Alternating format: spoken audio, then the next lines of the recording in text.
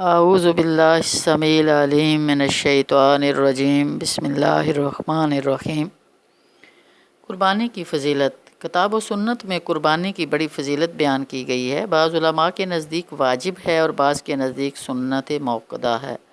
جمہور علماء کے نزدیک سنت موقدہ ہی ہے، لیکن دلائل کی روح سے صاحب استطاعت یعنی صاحب نصاب شخص پر واجب ہو جاتی ہے۔ اللہ تعالیٰ فرماتا ہے اِنَّا أَعْطَيْنَاكَ الْكَوْثَرَ فَصَلِّ لِرَبِّكَ وَانْحَرْ إِنَّ شَانِئَكَ هُوَ الْأَبْتَرُ۔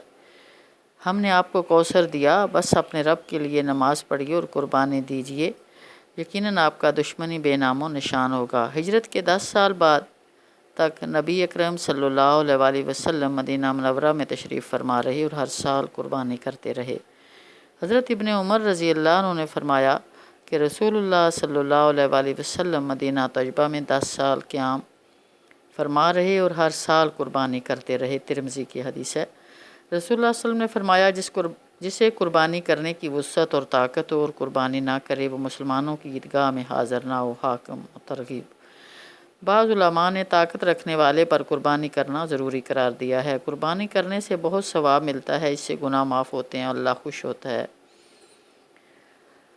اور قیامت کے دن قربانی کا جانور اپنے سینگوں اور بالوں اور کھروں سمیت آئے گا اور اس کو 70 گنا کر کے ترازو میں رکھ کر تولا جائے گا۔ رسول اللہ صلی اللہ علیہ وسلم نے فرمایا قربانی کے دن کا کوئی عمل انسان کا اللہ کے نزدیک قربانی سے زیادہ پیارا نہیں ہے، اور قربانی کا جانور قیامت کے دن اپنے سینگوں اور بالوں اور کھروں سمیت آئے گا، اور قربانی کا خون زمین پر گرنے سے پہلے اللہ کے نزدیک قبولیت کے درجہ کو پہنچ جاتی ہے۔ سبحان اللہ۔ بس چاہیے کہ قربانی بہت خوشی سے کرو۔ ترغیب یعنی عید الاضحیٰ میں سب کاموں سے زیادہ پیارا کام اللہ تعالیٰ کے نزدیک قربانی ہے، اور قربانی کے جانور کے سینگ، خون، کھر وغیرہ سب کا قیامت کے دن ترازو میں رکھ کر وزن کیا جائے گا، جس سے اس کے عمل کا پلڑا بھاری ہو جائے گا اور اس کی مغفرت ہو جائے گی۔ اور اس قربانی کے جانور کا خون زمین پر گرنے سے پہلے اللہ تعالیٰ قبول فرماتا ہے، لہذا ہم سب کو خوشی سے قربانی کرنی چاہیے، اس کو تاوان ہرگز نہ سمجھیں۔ اس لیے رسول صلی اللہ علیہ وسلم نے فرمایا یا ایھا الناس انا علی کل اہل بیت فی کل عام اضحیۃ۔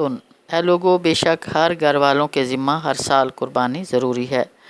یعنی یہ نہیں ہے کہ گھر کے تو تمام فرد کما رہے ہیں، اپنی اپنی پاکٹ ہے، لیکن قربانی صرف گھر کے سربراہ پر ڈال دی جاتی ہے کہ بس وہ دے لے تو بس ٹھیک ہے۔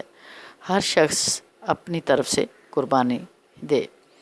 رسول اللہ صلی اللہ علیہ وسلم نے حضرت فاطمہ رضی اللہ عنہا سے فرمایا اے فاطمہ، تم اپنی قربانی کے پاس کھڑی ہو کر دیکھو، کیونکہ سب سے پہلے خون کے قطرے کے گرنے سے پہلے ہی تمہارے پہلے سب گناہ معاف ہو جائیں گے۔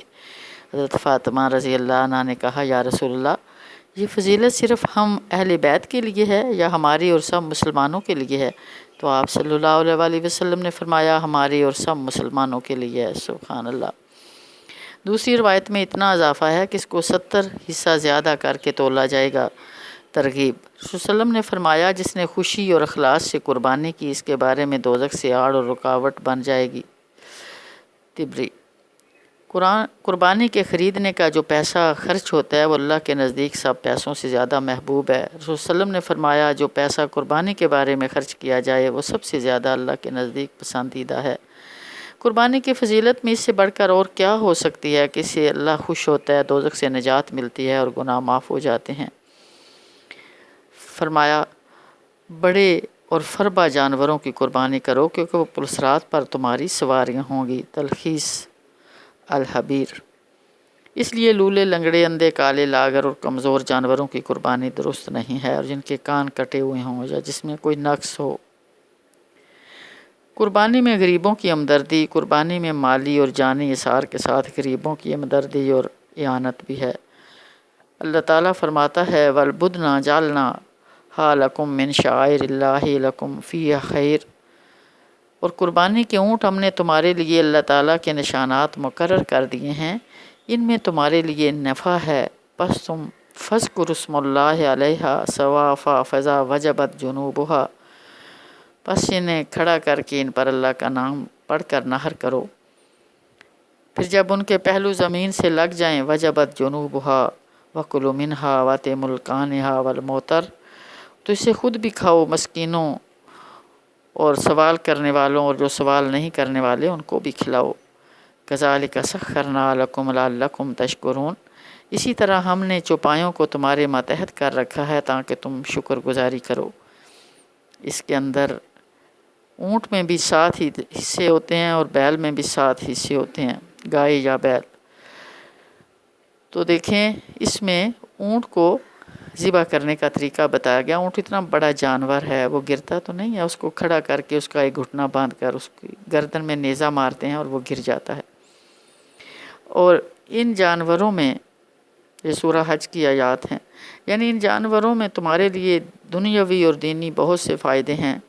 دنیا کا فائدہ یہ ہے کہ اس سے ہم کام لیتے ہیں، دودھ دینے والے جانوروں کا دودھ پیتے ہیں، سواری والے جانوروں پہ سواری کا کام لیتے ہیں اور بوجھ اٹھانے کا کام لیتے ہیں، بوقت ضرورت اللہ کے نام پر ذبح کر کے اللہ کو خوش کرتے ہیں۔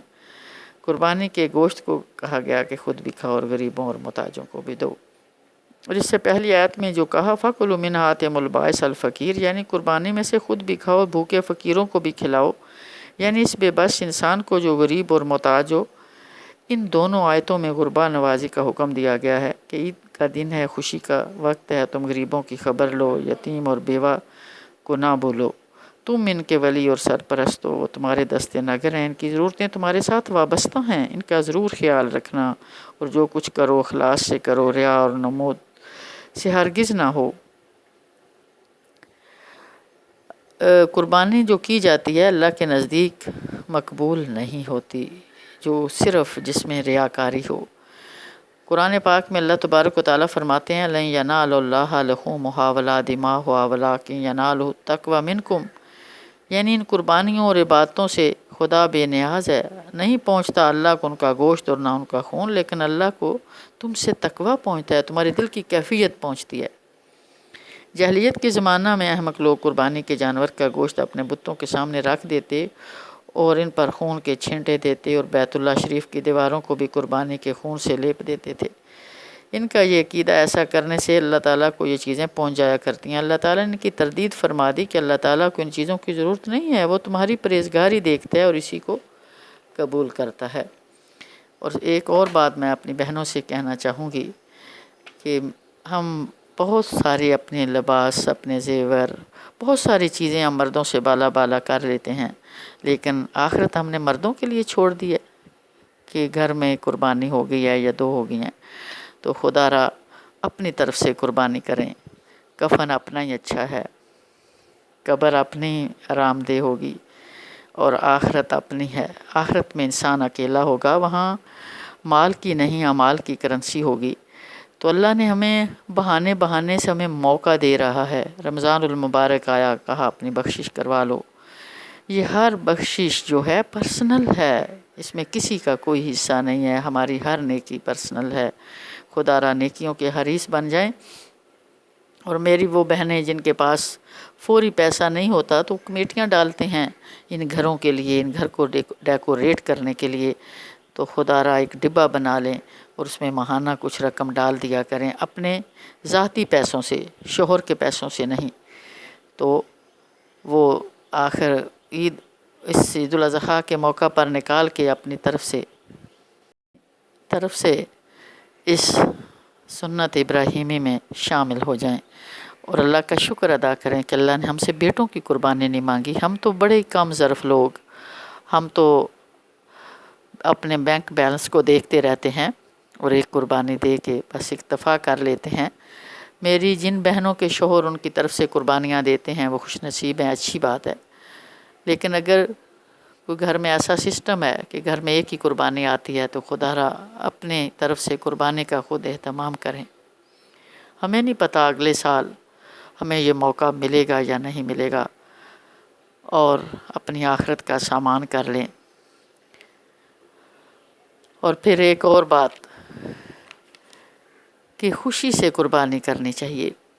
حضرت ابراہیم علیہ السلام کی اس کیفیت کو سامنے رکھیں کہ انہوں نے اپنے بیٹے کے گلے پہ چھری پھیرتے ہوئے بھی دل میں کوئی ملال نہیں، فلما اسلما، دل سے راضی ہیں۔ تو ہم جو قربانی پہ پیسہ خرچ ہو وہ خوشی سے کریں، اس کو تاوان ہرگز نہ سمجھیں۔ پھر قربانی کا طریقہ کیا ہے؟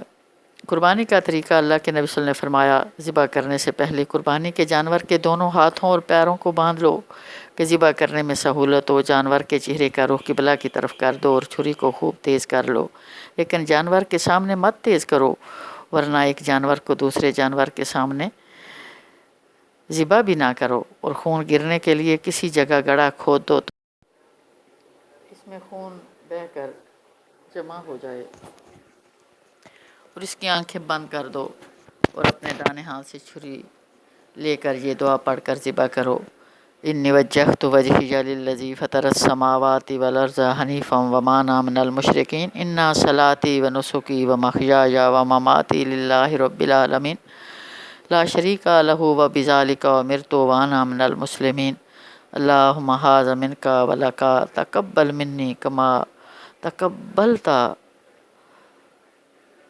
من ابراہیم خلیلک بسم اللہ واللہ اکبر۔ میں اس اللہ کی طرف متوجہ ہوں جس نے زمین و آسمان کو پیدا کیا۔ میں سب سے الگ ہو کر صرف اللہ کی بات کرتا ہوں اور میں مشرکین میں سے نہیں ہوں۔ میری نماز، میری قربانی اور میرا جینا اور مرنا سب اللہ کے لیے ہے، اس کا کوئی شریک نہیں، اور مجھے اسی کا حکم دیا گیا اور میں اس کے فرما بردار لوگوں میں سے ہوں۔ الہی، میں تیری خوشنودی کے لیے یہ قربانی کرتا ہوں تو اس کو قبول فرما، جس طرح تو نے اپنے خلیل حضرت ابراہیم علیہ السلام کی قربانی قبول فرمائی۔ تو اللہ تبارک و تعالی ہم سب کو اس کی توفیق دے اور اللہ ہماری قربانیوں کو قبول فرمائے، آمین۔